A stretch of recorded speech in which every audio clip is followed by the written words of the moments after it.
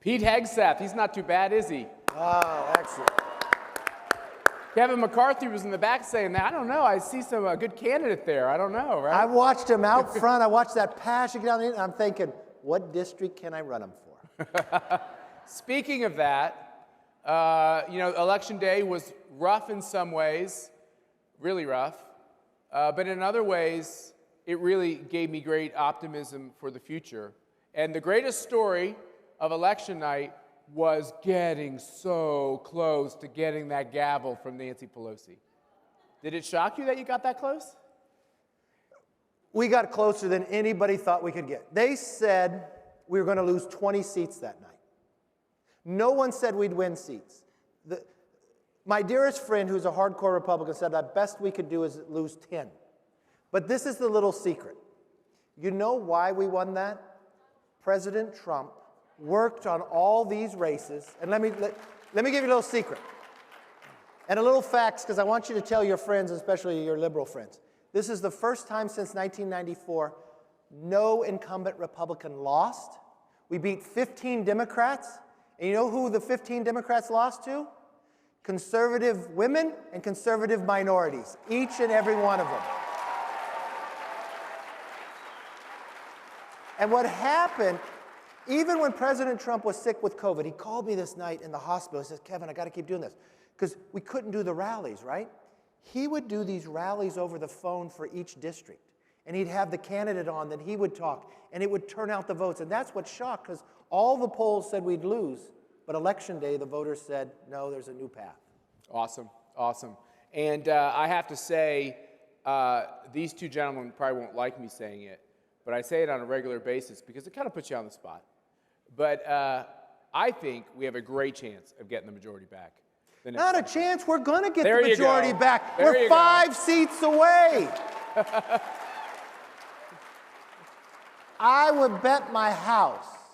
Listen, we were Wait, your personal 31,751 house. votes. You're My not betting personal the house. yeah. Don't tell my wife, but I would bet it. Listen, do you want to retire Nancy Pelosi? Hell yeah. Do you want to end the socialism in this country? Win the House, 5 seats, the closest. This is the smallest majority the Democrats have had in 100 years. We could do it. Jim Banks, by the way, both of you have great scores with the American Conservative Union. You have been a great champion up there in the House. His is probably even higher than mine. Yeah, it's a tinge. It's a tinge. I was trying to be so careful. It's a tinge higher. By the way, a lot of these people we've had on the stage, Mike Pompeo had an outstanding record in the House of Representatives. Ron DeSantis, someone I call now America's governor.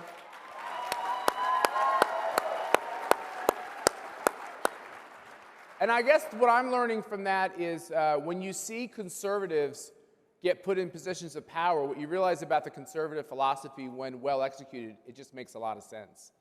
What is wrong with these colleagues of yours on the other side of the aisle that I hear them talk and I'm like, where did they grow up? Like, where did they learn this stuff? Is it shocking to you? Yeah, you got to wonder, where do they come from in America where they don't like America like we do, right? That's what I love about coming to CPAC. I'm reminded every time I come to CPAC why we're the right party, why the Republican Party is on the right side of history.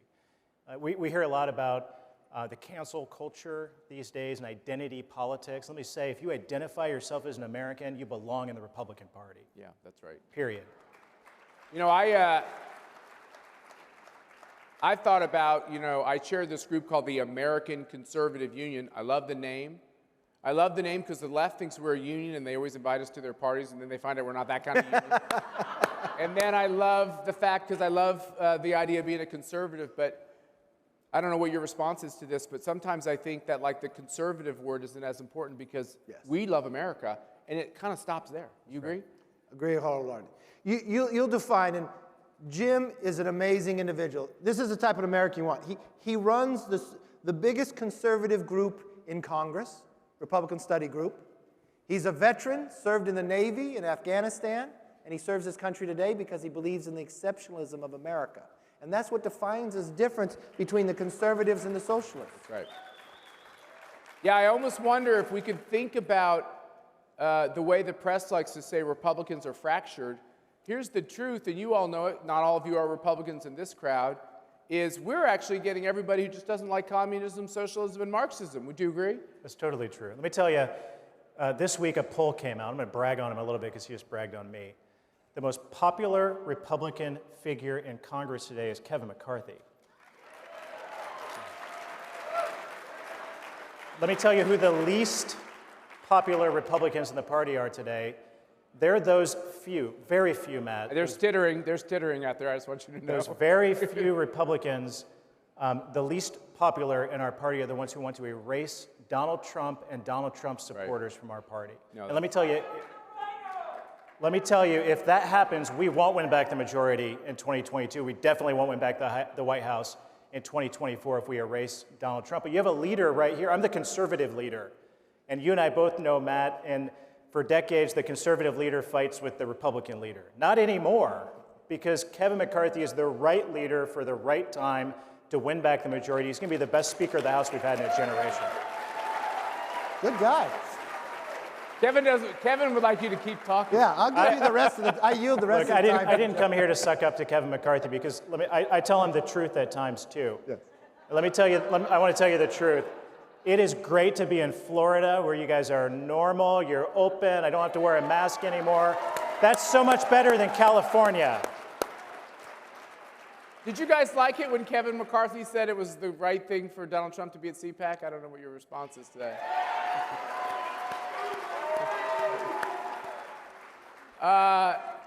And we're getting closer. The other thing we were just talking about backstage is, and we talked about this with Ambassador Lighthizer and with Senator, oh my God, it's escaping me. The new senator from Tennessee. Come on, help me. Bill Hagerty, a great man. Oh, I got a lot on my mind, folks. There's a lot going on. What we were talking about is the fact that this new Republican Party, this new coalition is what I really call it, we're the ones focused on the working man and woman, the forgotten men and women. Corporate America is so woke, and we're focused on the actual workers. That's exactly true. There's a new poll that came out, and it literally says the Republican Party grew with the blue-collar worker because it was a forgotten man and woman that Donald Trump listened to the voice that no one else would listen to. And we're never going to forget those people. And that's what we're focused on. Look what happened this morning at 2 a.m. Nancy Pelosi put about a $2 trillion bill in. There was a vote on the floor. She put a tunnel in Silicon Valley that has nothing to do with COVID into the bill. We wanted to take that money and give it to the kids to get them back in school. It's an easy discussion, right? We want people back to work, back to school, back to health. Pelosi wants to put more tunnels, more waste, and the Democrats voted for it. It's a clear place. Who's standing for the American public and who's standing for corporations? It's the Republican Party today, and it's what we're going to be tomorrow and in the future, and that's why America is going to be stronger, because we'll put America first. Yeah, Matt, that's exactly true. Donald Trump taught us many things. More than anything else, he made the Republican Party the party of the working class for the first time since Reagan. He changed the political paradigm. The Democrat Party today is the party of multinational corporations, of big business, of Wall Street, of Silicon Valley. China. And they're the pro-China party, putting American workers last for the interests of our greatest adversary and Wall Street interest ahead of the interest of working class, working men and women in this country. I grew up, my dad is a retired factory worker. He made axles all of his life.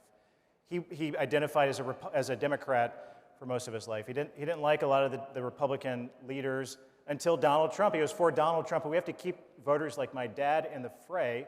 And under Kevin McCarthy's leadership, under my leadership, we're going to continue to be the party of the working class for a long time to come. Look, there's something really true out there. I don't care if you're conservative, liberal, or what else. I do not know what the Chinese party and government has on the Democrats, but it is so powerful. It is so powerful. It is scary. They put Eric Swalwell on the Intel committee. I've been in a briefing, just myself and Nancy Pelosi. Anyone that's ever heard that briefing would not have him on that committee and would question would even keep him in Congress. But that's what's happening in the Democratic Party. What's the first thing that Joe Biden does? He calls the Chinese she, and he placates to them. He says now what they do on human rights, oh, it's okay, it's a cultural thing. He won't stand up for what they're doing to our universities. He's not. China wins that election if Biden gets in.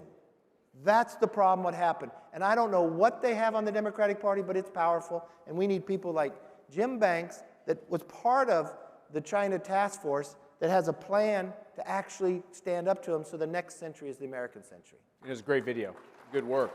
So let's get to this question of this radical policy that's hitting the House floor and hitting the Senate floor. I'm sure it's shocking to all of you. We've been all kind of numb since the election, and then you start seeing, will the Democrats be as radical in their policy proposals as they told us? Worse. And we are always such nice people. We say, oh, come on, they're going to not be that way, and then it starts coming. And so radical on this most recent COVID bill, they can't even keep their own members together. Losing members from Maine and stuff, that must be interesting. Are they starting? Do you see a chance that maybe in the House it's almost impossible because Queen Pelosi is too tough, and she's, she keeps them together. But if you can make the rhetorical points in the House, maybe there's a couple senators that are beginning to realize that being a socialist isn't so good at the ballot box. The only bipartisan vote last night was against that COVID bill. That's right. Less than 9% of it had anything to do with COVID. It was all a waste. But what else is happening here is, when you put a bill out, you'll see the HR number. They reserve the HR 1 for the most important bill. You know what the Democrats have? HR 1 is to take over our entire election system. What they've done is changed the rules in Congress that have never been changed before to take away the right of the minority to even have an amendment because they're afraid of our idea. Jim Banks is fighting this with the Republican Study Group. You're the very first one that came out against that election. And we have a bill. The Republican Study Committee introduced a bill, the Save Democracy Act. I hope you'll take a look at it. Almost half of the American people today don't trust our elections after the fiasco For good reason. that happened in November. And we're trying to restore, we have a moral duty as Republicans to restore trust in our election system. Let me tell you, HR 1 would do the opposite, and that's what the Democrats are going to ram through the House next week. And if I could give, and I'm sure you both would agree, if I could give you one charge in leaving CPAC, it would be do all you can to any member that we have any influence over to explain to them that it's unacceptable to have this unconstitutional power grab on elections, so that what we saw this election will be what you will see every single election. And we have to fight it. Now, in order to fight it, we got to pick up more seats. We started talking about politics. Let's end this conversation by talking about politics. I stand corrected. It's not if we get the majority, it's when we get the majority.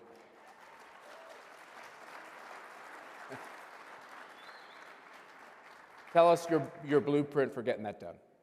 Listen, we're going to continue to do exactly what we did in the last election. We elected more Republican women in the history of America before, just last time. We're going to continue to build in every other district. But if you look at history, there's only 5 seats to win the majority. Next election, we have redistricting, where we do a census every 10 years. They redraw all the lines. You know who loses seats? All these left-running governors, California, Illinois, New York. You know who gains? 2 seats in Florida, 3 in Texas.